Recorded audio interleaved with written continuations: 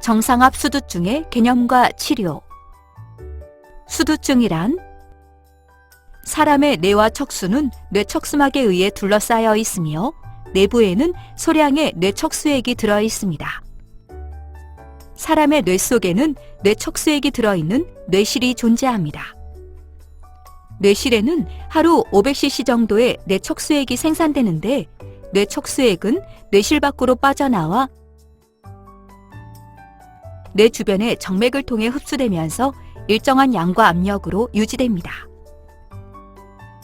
수두증은 뇌척수액의 양이 비정상적으로 늘어난 상태로 뇌척수액이 증가하고 뇌실이 넓어졌는데도 뇌압이 정상인 경우를 정상압 수두증이라고 합니다. 정상압 수두증은 뇌수막염이나 두부 외상, 출혈 후에 2차성으로 발생할 수 있으며 특별한 선행 질환 없이 2차성으로 발생하기도 합니다. 정상압 수두증은 노인 인구의 100명 중 2명에서 발생하는 비교적 흔한 질환으로 뇌 기능의 변화가 발생하면서 알츠하이머병이나 파킨슨병으로 오인되는 경우도 있습니다. 여기서 잠깐 주요 용어에 대해 알아봅시다. 알츠하이머병은 치매를 일으키는 가장 흔한 퇴행성 질환으로 서서히 발병하고 기억력을 포함한 인지기능의 악화가 점진적으로 진행되는 병입니다. 파킨슨병은 도파민을 생산하는 신경세포의 소실로 인해 발생하는 신경계의 만성 진행성 퇴행성 질환으로 손떨림이나 보행장애, 감정의 변화나 인지기능 장애 등이 나타납니다. 치매는 진단명이 아니라 여러 가지 증상을 묶어놓은 증상군을 말합니다.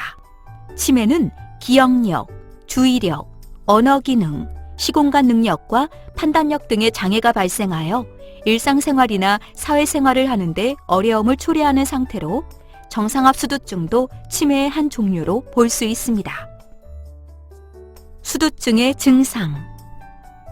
뇌실이 확장되면서 주변의 신경조직이 압박되면 다양한 신경학적 증상이 발생할 수 있습니다.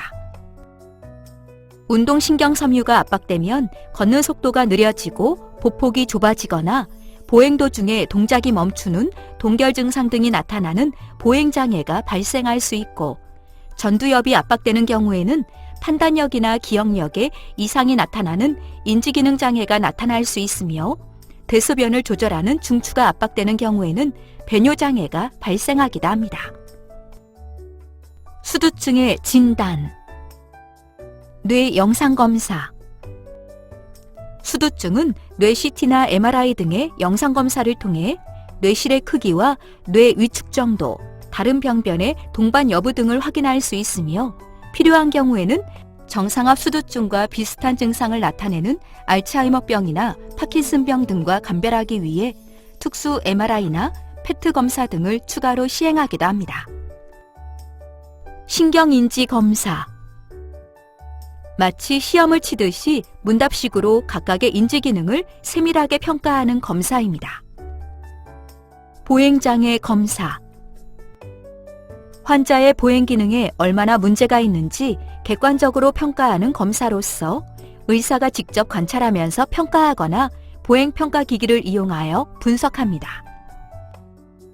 요추천자를 통한 뇌척수액 배액 검사. 주사바늘을 통해 뇌척수액을 외부로 배액시킨 다음 환자의 보행 능력이나 기억 능력, 배뇨 증상의 호전 여부를 확인하는 검사입니다. 이 검사를 통해 증상이 호전되는 경우에는 수술을 시행했을 때 긍정적인 효과를 기대할 수 있는데 환자에 따라서는 뇌척수액을 배액시킨 후 개선된 증상이 오랫동안 유지되는 경우도 있기 때문에 뇌척수액 배액 검사 자체가 치료의 수단이 되기도 합니다. 단락 수술을 통한 수두증의 치료. 뇌척수액을 배액하여 증상이 호전되는 경우에는 두개각 내부에 과다한 뇌척수액을 복강 등 몸속의 다른 곳으로 배출시키는 단락, 영어로 션트 수술을 고려할 수 있습니다. 여러 약물이나 인지치료로도 호전을 보기 어려운 다른 치매와 달리 특히 정상압 수두증에 의해 치매가 발생한 경우에는 이러한 수술을 통해 증상의 호전을 기대할 수 있습니다. 전통적으로는 머릿속의 뇌실과 복강을 연결하는 뇌실복강 단락 수술이 일반적으로 시행되어 왔으나 최근에는 요추 부위의 척수강과 복강을 연결하는 요추복강 단락 수술이 많이 시행되고 있습니다. 요추복강 단락 수술은 기존의 뇌실복강 단락 수술과 달리 두개골을 천공하지 않고 전신 마취가 필요하지 않으며 치료 결과도 우수하기 때문에 고령 환자에서 만족도가 매우 높은 수술입니다. 수술 후 관리. 다른 선행질환이 동반된 2차성 정상압수두증의 경우에는 대부분 수술로 호전을 보입니다. 하지만 선행질환이 없이 특발성으로 발생한 경우에는 70에서 80% 정도에서 수술 후 단기 호전을 보이기 때문에 장기적으로 증상이 호전된 상태를 유지하기 위한 노력이 필요합니다. 또한 정상압수두증은 노인에서 주로 발생하는 질환으로 노화로 인한 골관절염 통증 및 근골격계 기능 약화로 인해 수술이 잘 된 후에도 개인별 기능 호전을 기대할 수 있는 정도가 다릅니다. 따라서 수술 후에는 전문적인 재활 치료를 통해 약해진 요추부 근육과 균형 감각을 강화시켜 보행 능력을 호전시키는 것이 중요합니다.